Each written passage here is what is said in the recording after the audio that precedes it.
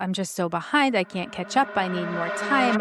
There's so much distraction. I'm so overwhelmed. And the message I think that is very important for every woman to hear is you are not behind. You are in a season of building. And you just have to keep putting one foot in front of the other. This episode is sponsored by AI, your superpower. If your business feels stuck or overwhelmed, the answer isn't working harder. It is working smarter with AI.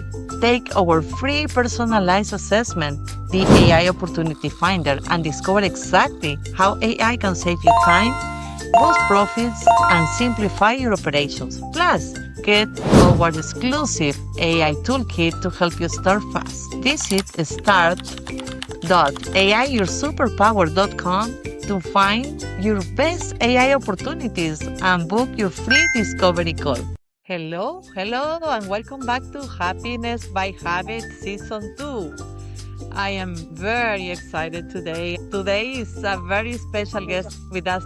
Her name is Megan Bozzuto. She's not only a person that I admire, but she's such an amazing powerhouse.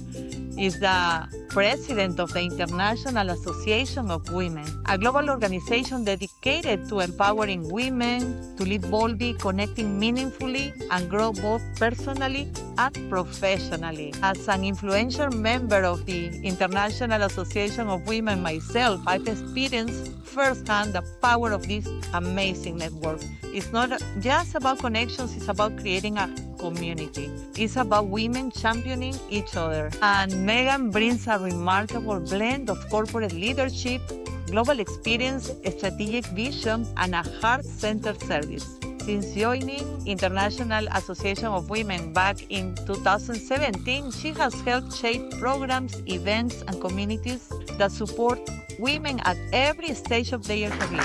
Megan, welcome to Happiness by Habit. Thank you so much for having me. I'm super excited. You know, I am a big fan of yours. I'm a super happy member of the community, and I'm very excited to have you with us today. Likewise, super excited to be here. Oh, And we're so that's happy to awesome. have you in the community. I love what you bring to IAW. Thank you so much. Okay, stop it now. No, just kidding. Well, let's talk about the International Association of Women. Since 2017, you joined this amazing organization, and now you serve as a president. What has this journey taught you about leadership, and especially leadership for women? So it's interesting. I never would have thought years ago that I would want to run a women's organization. Like that was never on my long-term plan.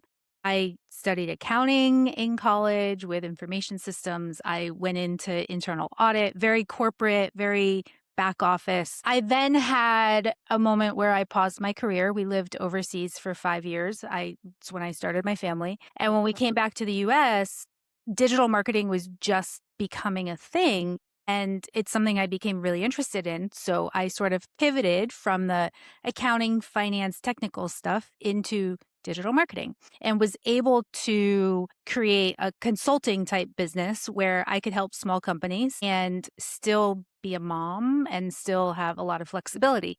And I loved what I was doing. So in 2017, somebody in my network was actually working at IAW. She brought me in as a freelance consultant doing 10 hours a week of marketing projects. I had never heard of this organization, but from day one, I was like, oh, this is amazing. It's amazing to think about having a network that you join outside of the corporate environment. Because when I was in corporate, there were always community and network, but it was very tied to the culture of that company, which is fantastic. But having an external view is also really nice. So over the years, I sort of added more and more responsibility to my plate. I picked up more and more projects. And then one day I asked to look at more strategically the numbers because things weren't adding up and I was poking holes, and I took it all in. I digested it. A few weeks later, I realized that the corporate team actually didn't even know I had an accounting and finance background. So I think I surprised them with the questions I was asking and the direction I went. But I formulated a plan and said, I think this is the strategy. I think this is where we need to go. And soon after, they said, well, why don't you lead it? I said I was not looking for a full-time job. I was not looking for more responsibility, but I also believe in the mission and the power and what we can do. So yes, was I ready? No. And I think so often women pause on saying yes because they don't feel ready, right? It's that Mm. I'm not qualified for this, or I'm not the right person, or I'm not the right fit. I did it scared. I did it not knowing all the answers. I did it saying, okay, I have a team behind me and I'll figure it out, but I'm going to trust myself in saying yes. Wow, I love that story. And oh boy, did you figure it out for sure. You started leading boldly, which is the thing that you do the best, and empowering other women to do the same. So Mhm. I love that story. That's super powerful. Like as you mentioned, Megan, many women struggle with visibility or confidence at some stage. And in your case, you just went ahead and did it, even though you thought you were not ready. And we are never fully ready for any like big thing. We just need to work our way there and kind of figure it out on the way. But Uh-huh. what patterns have you observed, and how can women step into their leadership more fully? So a few things. One of the biggest challenges for me stepping into the president role was being more visible. I was always a behind the scenes person. I did not want my name, my face, anything outward. I was not comfortable with that. But I realized that the more I hid, the less people knew about IAW. And Mm, the more I hid, the more I gave permission to our local chapter leaders and to our employees and to everybody else to kind of stay hidden. Not good for brand recognition, right? Not good for mm, putting the company out there. And so I sort of slowly tiptoed into the place of putting myself out there by hosting conversations and photos online. And what was first really scary became actually really fun. And I share that because I know so many people struggle with well, I don't know how to show up. I don't know. Be yourself, show up authentically. I will never mm, forget the time I was hosting a conversation and I became more and more comfortable with that visibility piece, but I was still showing up.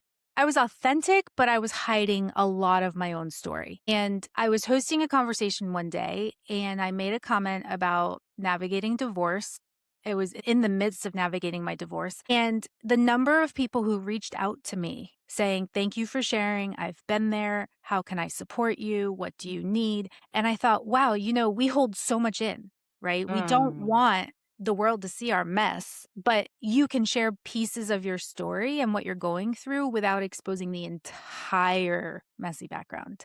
And so I think what I've learned is really finding that place where you can own your story and find the people you're comfortable sharing it with. Being visible doesn't mean you have to go viral on social media and be a massive, huge hit everywhere, right? It means putting yourself in the right places with your story and being clear so that you do build that community that is going to be there no matter what. That's a very powerful point, the authenticity and the vulnerability, and to show yourself as you are. Because I think so many people, especially women, trying to be like a to be different or to be the same as everybody else just to fit in. And we are not the same. We are each of us is unique. Embracing our uniqueness can definitely make a big difference in our life and in our personal brand, right? Uh-huh. So let's talk about that. I think that's very important.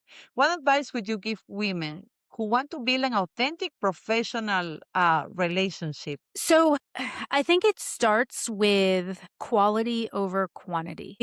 There's so much noise out there, right? There's events everywhere, there's social media, there's everything is online. And I see a lot of women chasing numbers, right? If I can just reach 100,000 followers on Instagram, or if I can just have this many connections on LinkedIn. I like to say, look at your visibility as service and cultivate a community who is going to buy into what you're doing. So Mm. I would rather have 5 really aligned contacts than have 1,000 followers on Instagram. And I've seen this play out, right? Look at engagement. Engagement speaks way more volumes than followers. But I think so often we get fixated on those big numbers and we chase those big numbers without understanding that 5 of the right connections can actually have way more impact on your career or your business or your life than 1,000 followers on the wrong channel. Absolutely, because those will make a difference. They believe in you. They will follow you. They will connect with you and cheer you up and support you. So definitely agree with you. That makes a big difference. Yeah. And it's important to recognize that we are not looking for virality. We're looking for connection. That's the main differentiator. Yeah. And remember that those connections may not come from your existing group of friends or connections or colleagues, right? Silvana, you and I connected on LinkedIn, Mm-hmm. got to know each other, loved each other's stories, and started to build connections. It's finding those mutual points of connection, but you have to be willing to go outside your existing circles. Your existing circle is great, it will serve a purpose, but if you're looking for growth and you're looking for additional visibility, go get comfortable with showing up in places you haven't shown up before. Find the aligned people and build. It's about building relationships, right? It's not just saying, "Okay, we connected on LinkedIn, nice to know you." It's about really showing interest in what that other person is doing and asking the question, "How can I support you right now?" Not about Mhm. me, right? It's not about what you can do for me. It's about, well, what do you need right now? How could I support you? Could I make an introduction? Could I share a resource? And when you show up in that way, it completely changes the conversation. Absolutely. I'm so happy you brought up when we met because the time that we met for me was like friendship at first sight.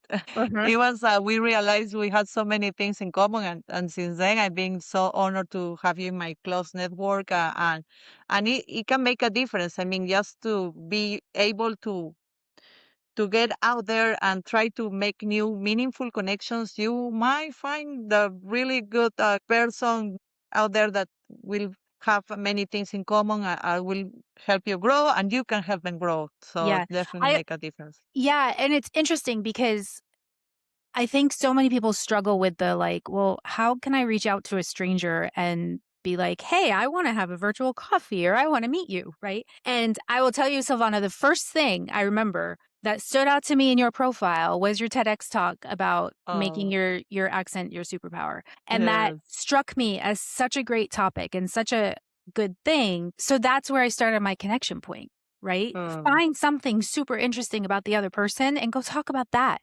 People love hearing your support and comments on the work they've already done. And it's a great way to kind of open that door without that awkward, hey, can we have coffee? So, Right. yeah. Oh, and let's talk about that and the organization, the International Association of Women, which is an amazing community because the community part is very important for anybody's development. And one of the things I would love to touch on this mastermind that we have within the association. They are like as part of the member of the community, we have different things, no, different tools available. One of them is this mastermind classes that they every Monday with you, Megan. Uh-huh. And I remember once I joined, and it's kind of one of my favorite activities to do at the association because it was all about how we can not only we develop a specific topic that is very relevant, but also, and the most important part is there is a way that you can connect with the others and ask for something. You get to ask what for that thing that you might be looking for that week, and you get to help others to fulfill their needs and help them with their specific ask. I remember I joined like the first time I joined, I was like, this is interesting, but then it definitely got all my attention. I was super excited because not only I was able to connect with my ask was connect with five amazing women from this new organization. And then also I did connect not only with five, but more, but also I got to invited to an event and I got to help others. So it was really fulfilling. Let's talk about that, Megan. Yeah. So Monday Mastermind was created a couple years ago, I believe, as a way to sort of have a weekly starting point with our community. We all know the way you start your week is can make or break it, right? When you start Mm. with intention. We were looking for a way to cultivate an experience with members that wasn't okay, show up for an hour and have to take notes and like we our attention spans are so limited and our Mm. capacity for knowledge, right? It can be really challenging. And so we created Monday Mastermind so that really we could help to cultivate meaningful connection at scale. the share your ask is a part of that Monday session. The share your ask actually started with our local chapters. It's something we do with our local chapter meetings as well, where the idea is everyone in the room needs something, right? Everyone needs something. Could be personal, could be professional, could be a resource, it could be a book recommendation, it could be a program review, it could be referrals. And so we've set this up in a way where we have a system to capture that ask. When you get your ask submitted, we then distribute that to everybody else who had asks. And this is one of my favorite things about IAW. I start seeing, I call it influencers or IAW members in the wild, because I start seeing our members show up together to collaborate. So I might see two people doing a podcast together. Or we had not so long ago, there was a woman hosting an event for moms, and another member had just written a book for working moms and sent her 20 copies to distribute at the event, right? And so when we start seeing those connections happen, there's something magical about having community that it's not accidental that everyone's in this room. There's some architecture behind there, but it allows members to show up and say, this is what's on my mind. This is what I need help with. And then I love the Share Your Ask because I love going and seeing, okay, who can I help support this week? There's something that it feels really good to be able to say, I played a role in somebody else's success. And often it takes me maybe 30 minutes at most to get through the entire list of asks and go make connections or follow up or offer support. It's not a lot of time, but the impact is incredible. And it's such a great way to tap into that collective knowledge and that collective power to find the collaborations, to find the support. We often, as women, I know, feel so isolated. We don't want to raise our hand and ask for help. We think we have to do it all on our own. We think we have to have it all figured out. But guess what? You don't. And we've created that space where it's okay to say, I could use support on this. I have a question about this. It's really one of my absolute favorite things every week. So is mine as well. It's really powerful. And speaking of the sisterhood in our community, I want to point out another amazing experience with the organization, which is I was invited to, and I was featured recently in Times Square in New York. So Marie and you suggested I contacted Randy Gomez, our chapter leader in New York of the organizations. Also, again, another powerhouse. She's amazing.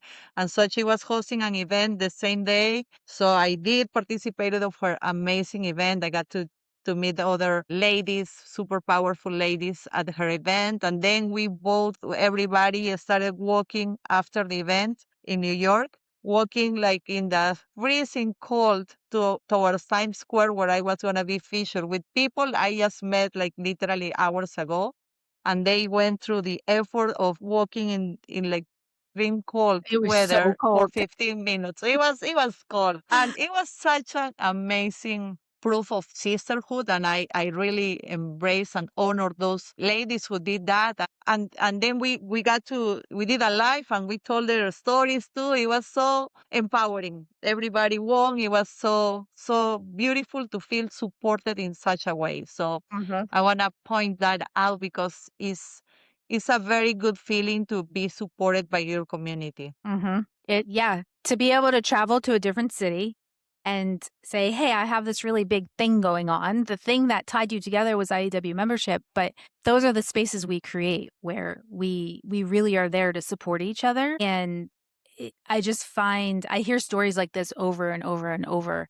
And that's what we all need more of, right? That's what we do. Definitely. Because it's such an organization so powerful that where people wants to help others. So you don't see that maybe so often, but this is really what I see.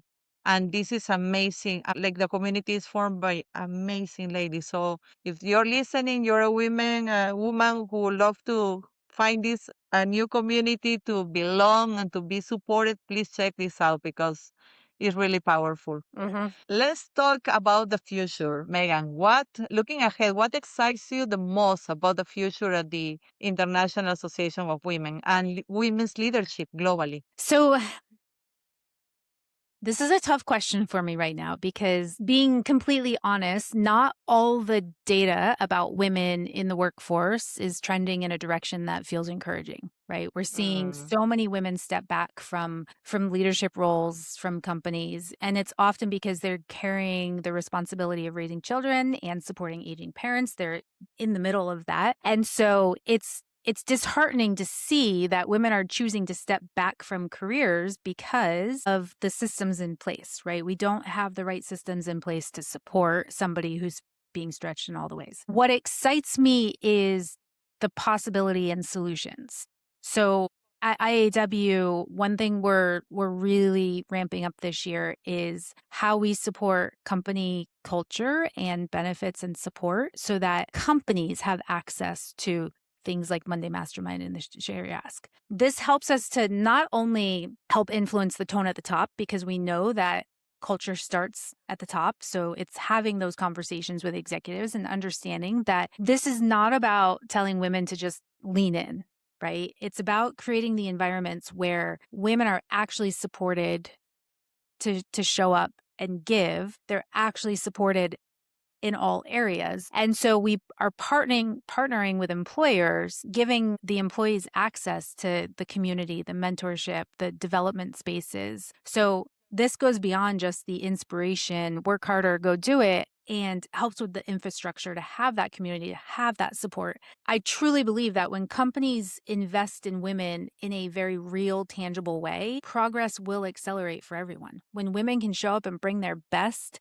we know they perform really well. We know they bring great ideas to the table. We know that we need them at the table, but we need to make sure they're supported and that they can show up and bring their best selves to work. So what's exciting me is moving from just having these conversations to actually having structural change, and IAW being a part of what companies can do internally. very powerful, for sure. Yes. Meg, just to close this out, I would love to hear a message from you. What do you think every woman needs to hear right now? What is that message? So I talk to a lot of women every day, and I often hear the concept of, I'm just so behind, I can't catch up, I need more time.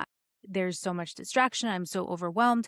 And the message I think that is very important for every woman to hear is, you are not behind, you are in a season of building, and you just have to keep putting one foot in front of the other. Wow. Yeah, for sure. That's definitely a good message to share, dear. Thank you so much, Meg, for your vision, your leadership, and for having this time to share with us today. I really enjoyed this conversation. And I know we can talk for hours. If Absolutely. somebody wants to learn more about the organization, what is the best way to reach out to you and to Yeah, be in so touch?